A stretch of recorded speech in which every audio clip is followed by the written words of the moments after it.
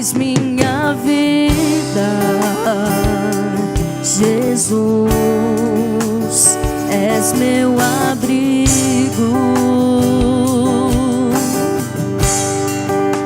e a tua vontade, doce Espírito, meu alimento.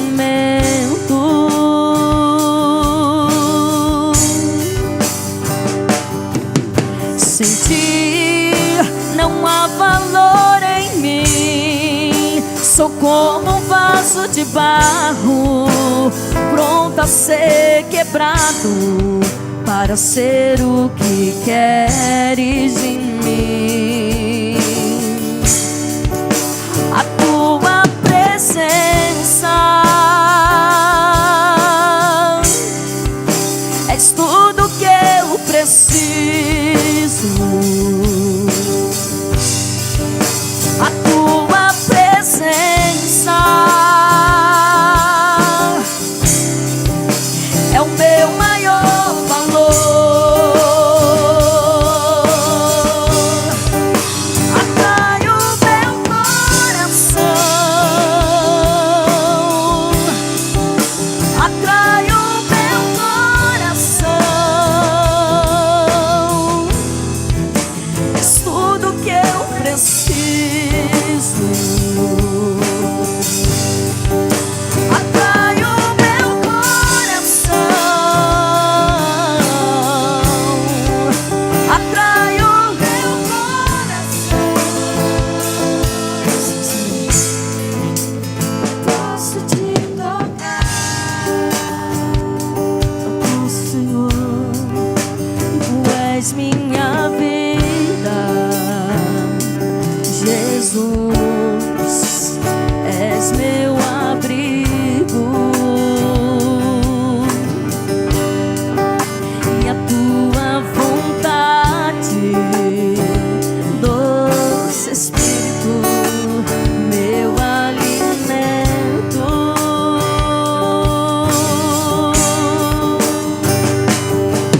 Sem ti não há valor em mim, sou como um vaso de barro, pronto a ser quebrado, para ser o que queres em mim. A tua presença, a tua presença, Senhor, é tudo que eu preciso. A tua presença é o meu maior valor.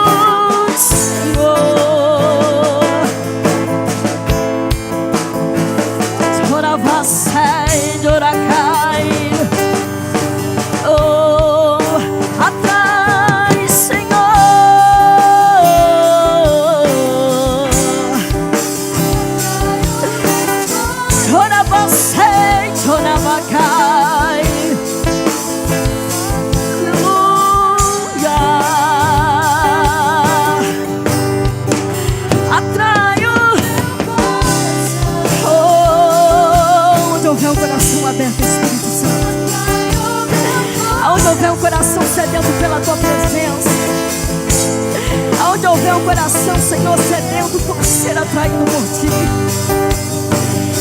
toque, Espírito Santo.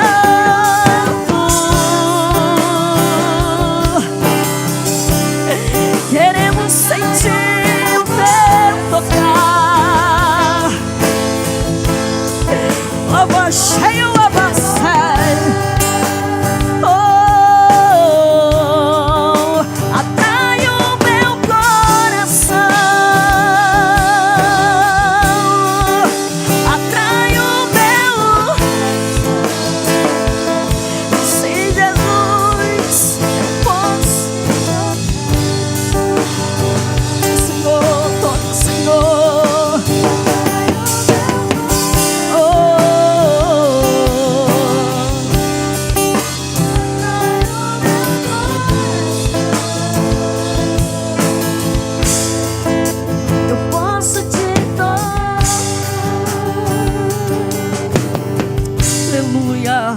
Nós começamos no domingo,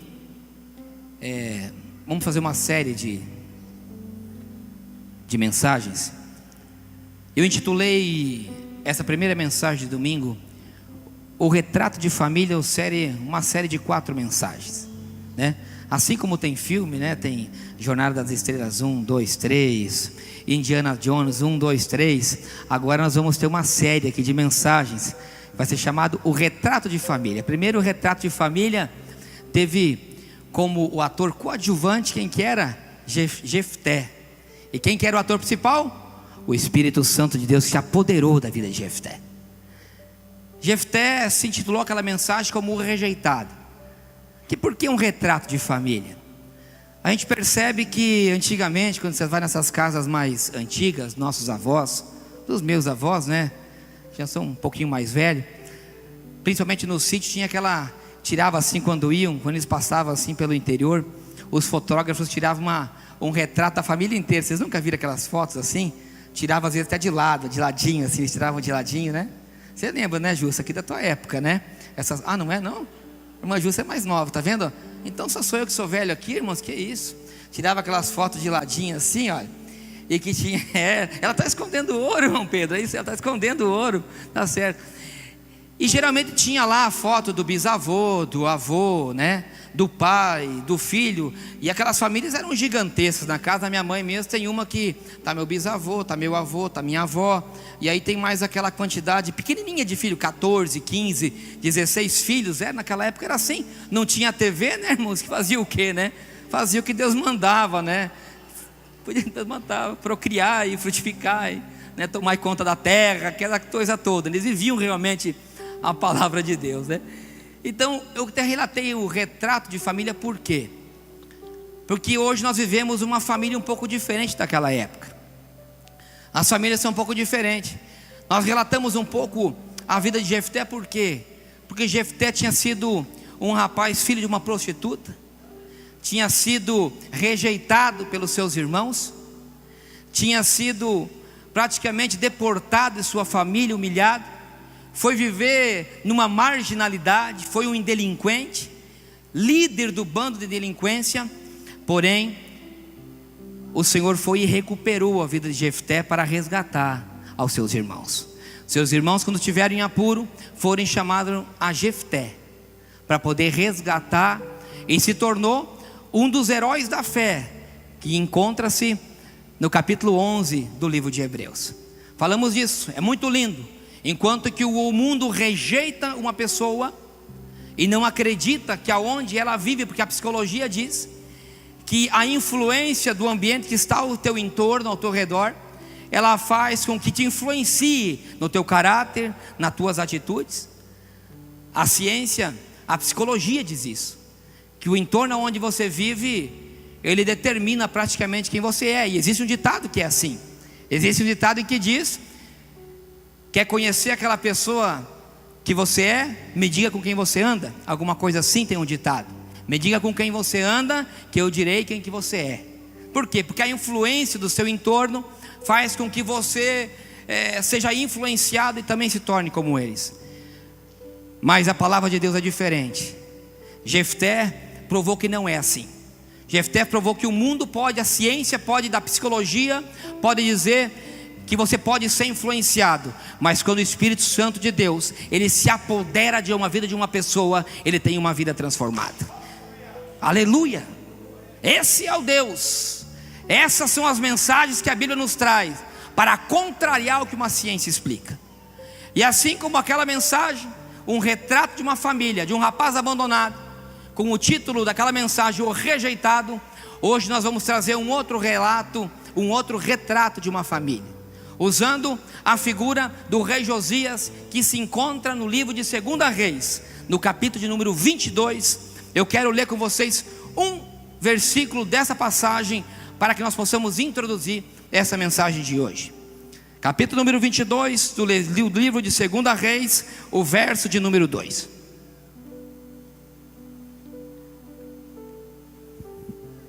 O retrato de família, parte 2. O decidido vai ser o título dessa mensagem. Diz assim o capítulo 22 de 2 Reis, verso 2. Só um versículo. E fez o que era reto aos olhos do Senhor, e andou em todo o caminho de Davi, seu pai, e não se apartou dele, nem para a direita e nem para a esquerda. Repita comigo a parte B. E não se apartou dele, nem para a direita e nem para a esquerda. Amém, até aqui. Como na vida de Jefté, a influência que ele teve do entorno aonde ele foi criado, porque ele não esteve no seio de sua família, que a psicologia diz que isso pode nos influenciar a quem nós seremos no futuro, o entorno onde nós vivemos. E é por isso que os pais que têm filhos tanto se preocupam com a companhia dos seus filhos. É um fato, dentro da igreja isso é muito comum, que nós que somos pais tenhamos medo de que nossos filhos tenham um encontro e relacionamento na escola com pessoas que não estão da mesma fé, que não praticam a mesma fé. Isso é a influência. A vida de Josias é algo ao contrário. A vida de Josias é algo que a biologia diz, que o gene ele é transmitido, que o nosso gene, a nossa genética, o nosso DNA, ele também pode influenciar em quem nós seremos. E é muito conhecido, também tem um ditado que diz o quê? Que a fruta ela não cai longe do pé. Quando você olha um filho, você olha assim, é por isso que o pessoal muito diz assim, o Yuri é muito parecido com a Márcia. Eu não sei porquê, mas as pessoas dizem que conhecem meio assim.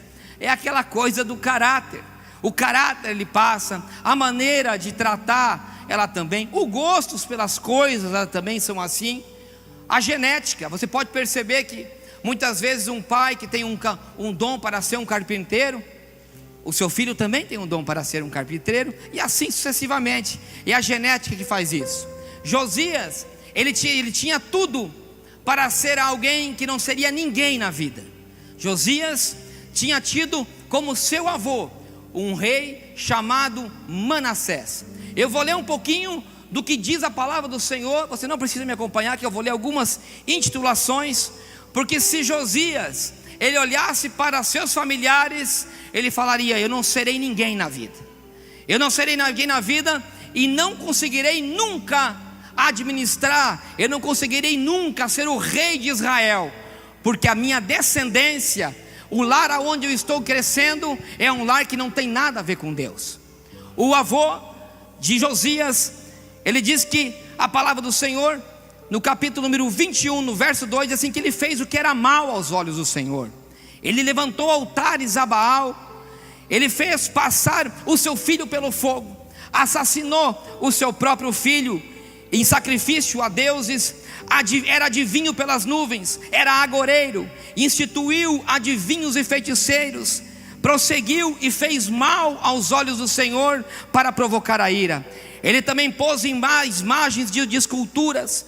Portanto, Manassés, o rei de Judá, fez essas abominações, fazendo pior do que fizera os amorreus. E mais disso, também Manassés derramou muitíssimo sangue inocente, até que encheu Jerusalém de um outro ao outro extremo de Jerusalém.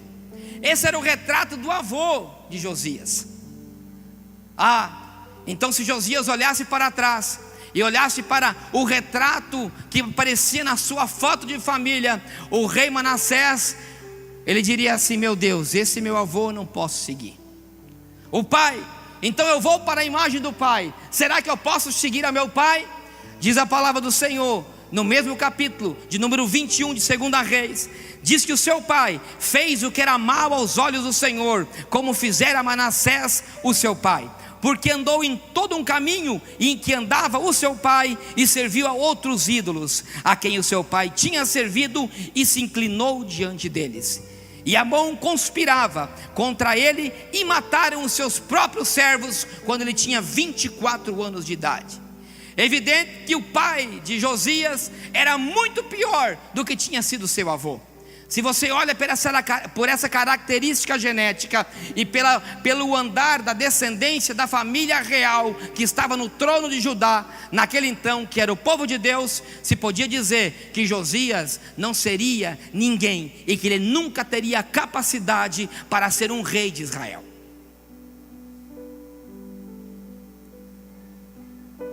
Aquele moço tinha ficado, o seu pai tinha morrido aos 24 anos de idade. 8 anos de idade tinha Josias. A herança era a herança, herdava tudo, até mesmo o trono. Então diz a palavra do Senhor que com 8 anos de idade o povo instituiu a Josias como rei de Judá. Aquele menino ficou 10 anos no trono, e com certeza as pessoas olhavam para aquele menino e diziam: esse vai ser igualzinho ao pai. Está com frio, Adolfo, aí? Eu peço para desligar esse ar. Por gentileza, Ana, um obreiro só desliga aquele ar do meio ali.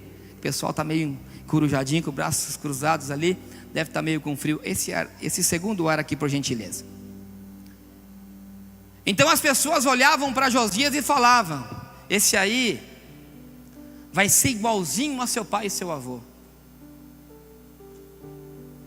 Eu imagino Josias olhando para trás, dizendo assim: meu pai foi um prostituto, meu pai foi um bêbado, meu pai era um delinquente, meu pai, em vez de ir na igreja, ia na macumbaria, o meu avô era um macumbeiro, o meu avô era um feiticeiro, o meu avô era um prostituto, porque levantava casa de prostituição ao redor do templo. Esse era o retrato da família de Josias. Então Josias toma uma grande decisão. Ele começa a olhar para trás, e não encontra na sua descendência reis que fossem bons, na sua primeira instância. Então ele vai ao início e ouvia dizer, porque existiam livros que relatavam os reis. Então eu creio que aquele menino, ele não quer o destino que a vida traçou para ele, ele quer um destino diferente. E aqui eu quero começar a mensagem. Você pode não poder decidir o lar aonde você nasceu.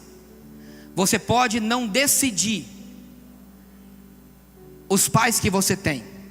Você pode não decidir a família que você tem. Você pode não decidir a herança que você vai ter. Agora sim você pode decidir quem é que você vai seguir. Aquele moço contradiz tudo que é a biologia. E aos 18 anos de idade, ele decide seguir alguém.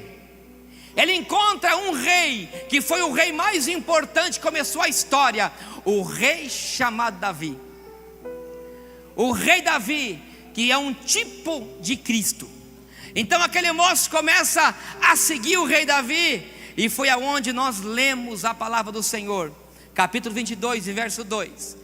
Diz que aquele moço, ele começou a seguir o Deus de Davi. E ele não se dividiu nem para a direita e nem para a esquerda. Escute que eu vou profetizar algo na sua vida. Eu não sei de que família que você nasceu, mas tem uma família divina que você pode começar a seguir. E você tem o poder de decisão. Aleluia! Aleluia! Aleluia! Glória a Deus. João capítulo 3 e verso 6. Aquele que é nascido da carne é da carne, mas aquele que é nascido do Espírito é do Espírito. Aleluia. Isso quer dizer que teu pai te gera, mas quem continua a tua história é Jesus, é Jesus, é Jesus. Porque é Ele que te faz nascer do Espírito. O teu pai gera o DNA, mas existe um DNA celestial que contradiz toda a ciência, toda a palavra humana, todas as coisas que estão no mundo. Esse é o nosso Deus, o Criador e Pai de todas as coisas. Aleluia. Deus poderoso, Deus que contradiz a ciência, a biologia e a psicologia. Tem quantas pessoas que me ouvem nessa noite que dizem: eu não queria ter nascido nessa casa, essa não foi a família que eu escolhi, Deus. Por que é que o Senhor me fez nascer num lar de pais separados? Por que é que o Senhor me deu uma mãe que me machuca tanto? Por que é que você me deu, Deus, uma mãe que me abandonou? Por que é que você me deu um pai que me trata mal? Por que é que eu não nasci num berço cristão? Por que é que eu nasci num berço de feiticeiros? Aleluia. Sabe o que eu quero? Eu tenho uma notícia para você nessa noite: que a história desse moço contradiz tudo o que o mundo diz. Aquele moço começa a seguir Davi, os passos de Davi. Até aquele momento ele não conhecia a palavra de Deus, mas ele começou a ler a história de um homem chamado Davi, que servia ao Deus vivente. Um menino que, assim como ele, tinha sido um rejeitado. Quem sabe ele leu na história de Davi que Davi tinha sido rejeitado pela sua família, mas foi aquele rejeitado que Deus escolheu para derrubar um gigante e começar a história do povo de Israel. Quem sabe aquilo inspirou ao jovem Josias, aos seus 18 anos de idade. Quem sabe aquilo fez o que decidisse Josias a seguir ao Deus de Davi. E a primeira maneira que uma pessoa se decide a seguir a Cristo é pelo testemunho das pessoas. O testemunho e a história de Davi teve um poder de decisão na vida de Josias. Será que você é um Davi na sua casa? Será que você tem inspirado a outras pessoas? Será que o teu testemunho tem servido de inspiração e testemunho para que outras pessoas queiram seguir o teu Deus? Será que você tem demonstrado com o seu testemunho que você realmente segue ao Deus vivente? Porque o seu testemunho, ele vai transformar a vida de pessoas que não têm esperança. Nem a direita e nem a esquerda teve uma decisão aquele moço. E disse que a primeira coisa que ele fez depois da decisão de não ficar na família em que ele estava, de não seguir aos passos do pai, aos passos do avô.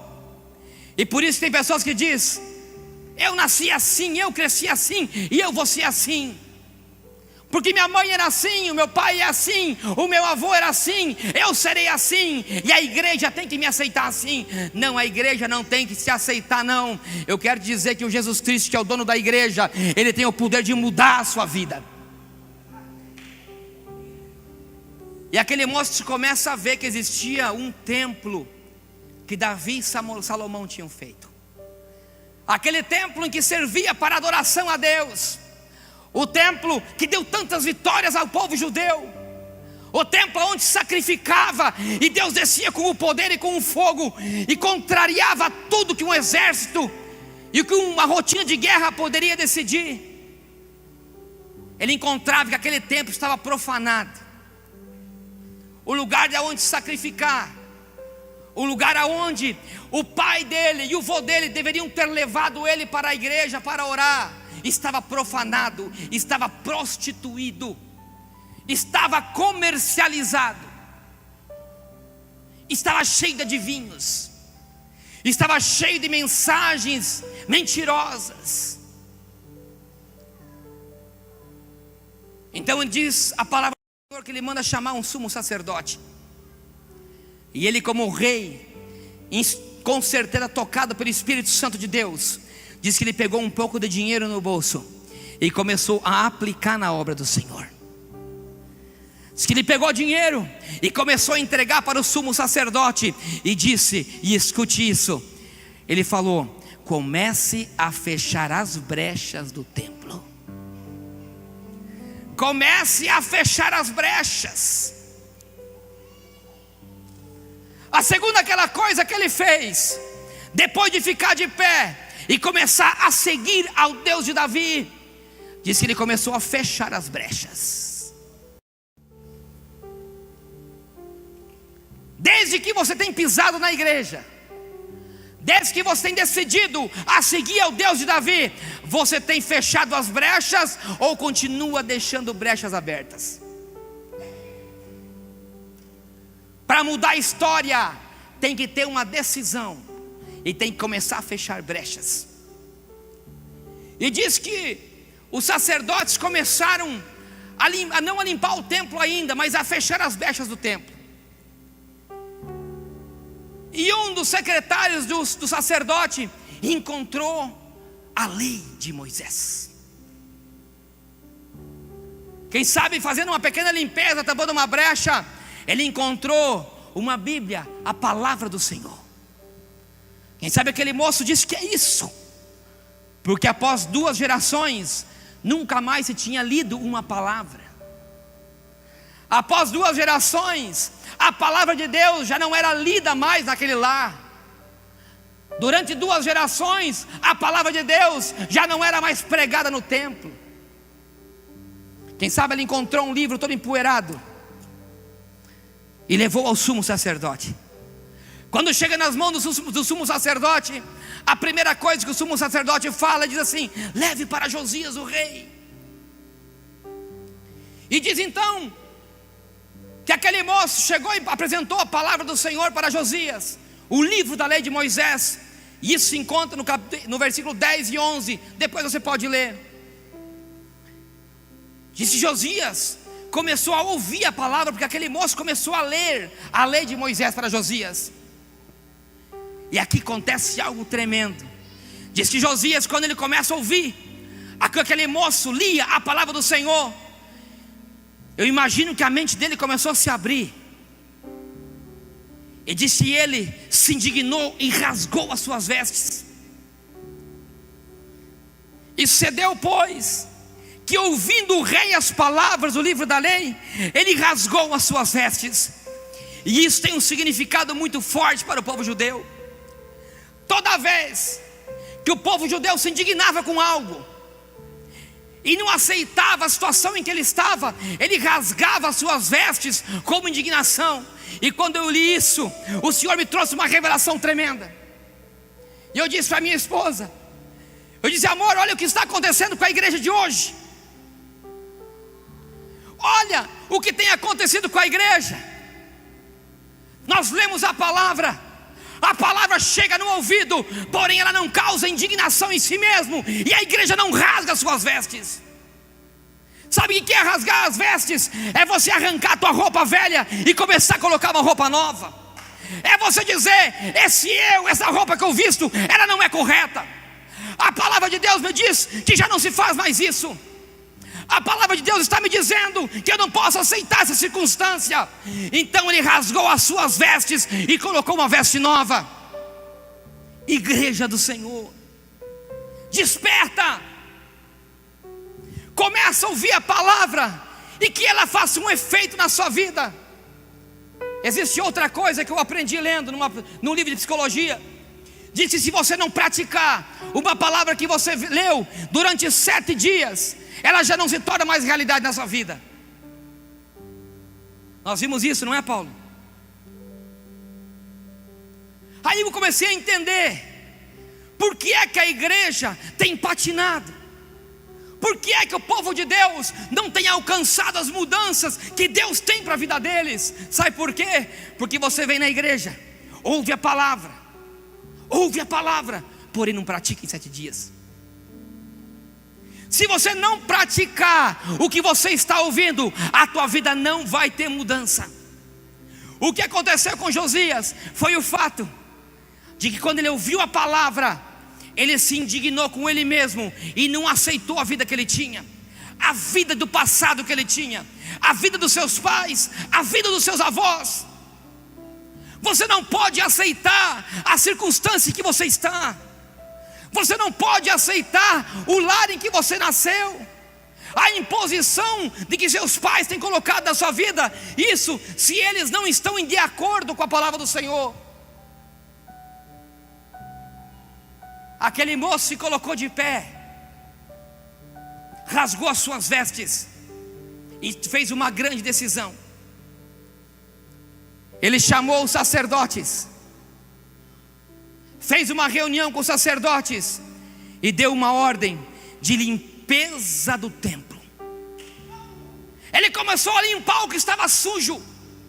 Ele não aceitou que na nação dele, que na família dele, que no entorno dele tivesse sujeiras. Diz a palavra do Senhor no capítulo 23 e no verso número 5, diz que ele destituiu os sacerdotes que estavam no poder. Os sacerdotes que queimavam incenso a Baal, ao Deus Sol, ao Deus Lua. Ele tirou da casa do Senhor os ídolos e queimou. Olha que tremendo. Ele derrubou as casas de prostituição que estavam ao redor do templo. Ele começou a matar os cavalos que eram sacrificados no lugar de cordeiros. Os deuses estranhos, os deuses dos persas, dos etíopes, dos amorreus, ao invés de sacrificar cordeiros, sacrificavam cavalos. Cavalos eram animais que Deus criou para a guerra, para o homem utilizar e não para sacrifício.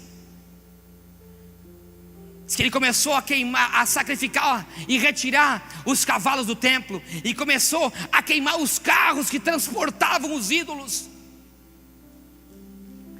Começou Josias a fazer uma limpeza.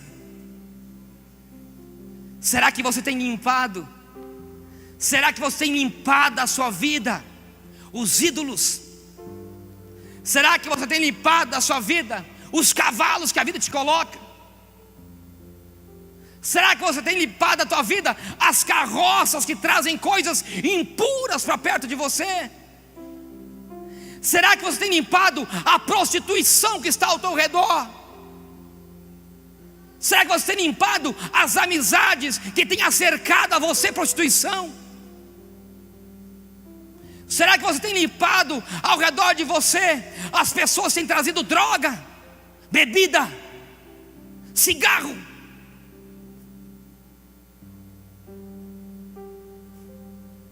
Aquele menino com 18 anos de idade, ele começa a transformar não só sua família, ele começa a transformar o seu bairro, ele começa a transformar a sua cidade, ele começa a transformar a sua igreja, ele começa e transforma toda uma nação.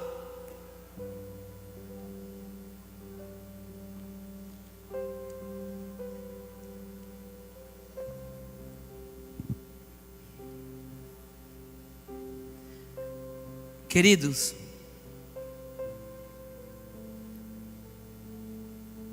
não se conforme com o lar que você nasceu. Não fique de braços cruzados.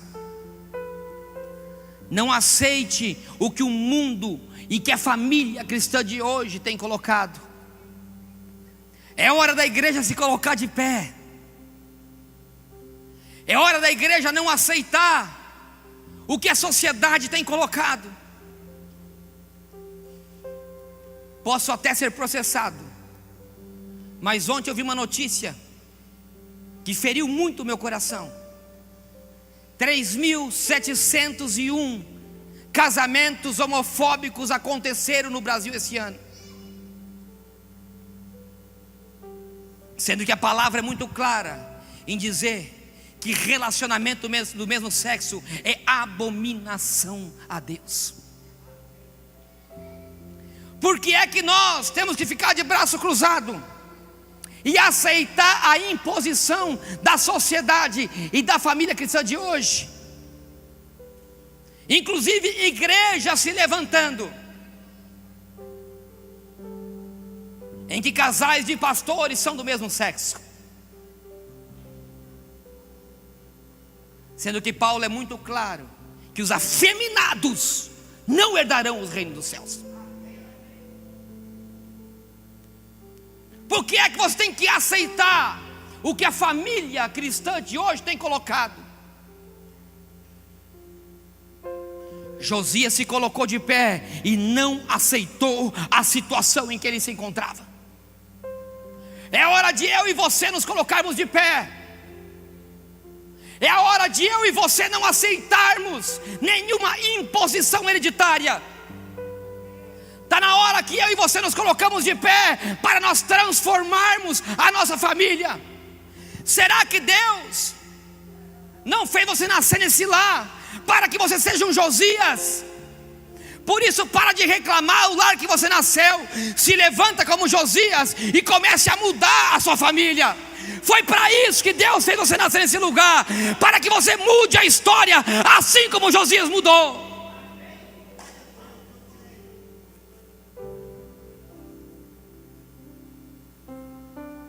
Eu sou o primeiro evangélico da minha família. O primeiro. O primeiro evangélico da minha família. Contrariado, com certeza. Creio que até hoje meu pai e minha mãe não aceitam muito de eu ter mudado de religião. Porém eu não mudei de religião, eu comecei a seguir ao Deus de Davi. Eu comecei a seguir o rei de Davi. E tem muitos que se acovardam dentro da família. Tem medo de mostrar quem ele é. Se coloca de pé, que Deus te levantou no meio da tua família, para você com o teu testemunho começar a mudar. Graças ao Senhor, meus filhos já estão seguindo esse caminho. Espero que sigam. Já deixo um convite para a próxima mensagem, que vai falar dos filhos dos pais cristãos. Outro retrato de família. Aqui nós estamos retratando um moço que nasceu num lar que era abominável ao Senhor. E para finalizar, e eu quero que isso você ouça com muita atenção, que isso você guarde no teu coração, que eu vou ler.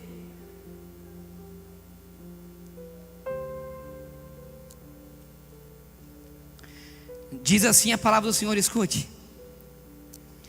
No capítulo número 23 e no verso de número 25. E antes dele, escute, está falando de Josias. A palavra do Senhor fala de Josias. E antes dele não houve rei semelhante, que se convertesse ao Senhor com todo o seu coração, com toda a sua alma e com todas as suas forças, conforme a lei de Moisés. E depois dele nunca se levantou outro tal. Olha que coisa tremenda. Quando eu li isso, o meu coração se alegrou de uma maneira tão grande, irmão Demivaldo. A minha mente foi como se tivesse aberto muito mais do que já é. Porque eu digo, Deus, eu nunca tinha lido esse versículo. Nós falamos tanto de Davi, como o grande rei Davi, aquele que derrubou o gigante. Nós falamos de Salomão, daquele que era dotado de tanta sabedoria, que enriqueceu ao povo de Israel. Mas eu leio que nenhum, nem antes e nem depois, foi tão convertido ao Senhor como Josias. Alguém que não nasceu no berço evangélico, alguém que não tinha conhecimento da palavra, não tinha conhecimento da lei, não era um teólogo, não era um professor de escola dominical, não era um profeta. Diz a palavra do Senhor que ele teve que buscar profetas para ajudá-lo. Não era um pregador, porque um moço tinha que vir ler a lei para ele. Seu pai um bêbado prostituto, o seu avô um feiticeiro. Porém diz a palavra que não existiu nenhum rei tão convertido como ele, nem antes e nem depois. Glória a Deus! Quando eu li isso, eu disse: eu também poderei ser grande. Eu posso não pertencer a uma família de pastor, eu não posso não pertencer a uma família de pregador, não sou um teólogo, nunca fiz teologia, mas Deus pode me converter com todo o meu coração. Aquilo me alegrou, me encheu de força. Eu disse: Deus, eu posso mudar a história da minha família. A partir de mim, os meus filhos podem ser cristãos. Quem sabe meu pai aceitará o Jesus antes da morte.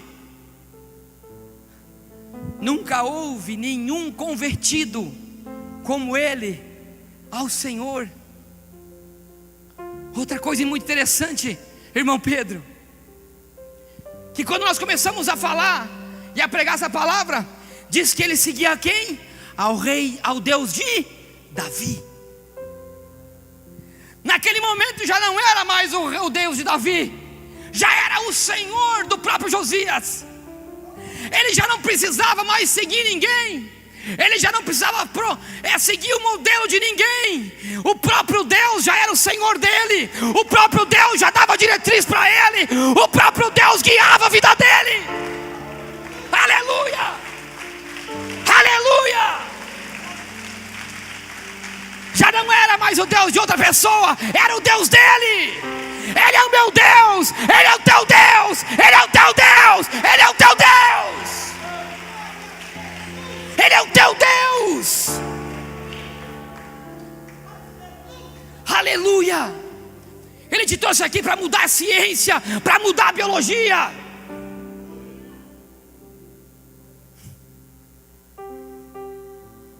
Deus é maravilhoso, Deus é tremendo. Deus quer mudar a história da família cristã. Deus vai mudar a história da família cristã, dessa igreja, e nós vamos ser exemplo para o bairro, para a sociedade. Aonde você for, você vai ser um exemplo de mudança. Eu preguei esses dias atrás: igreja, acorda para a palavra. Igreja, acorda para o poder da palavra. O que fez Josias rasgar as suas vestes não foi a profecia, não foi a herança que ele teve do seu pai de entrar num cargo de rei. O que fez ele mudar a sua vida foi o poder da palavra na vida dele. Larga a mão de ser um teimoso e comece a ouvir a voz do Espírito Santo. Larga a mão de ser teimoso e comece a praticar o que você tem ouvido.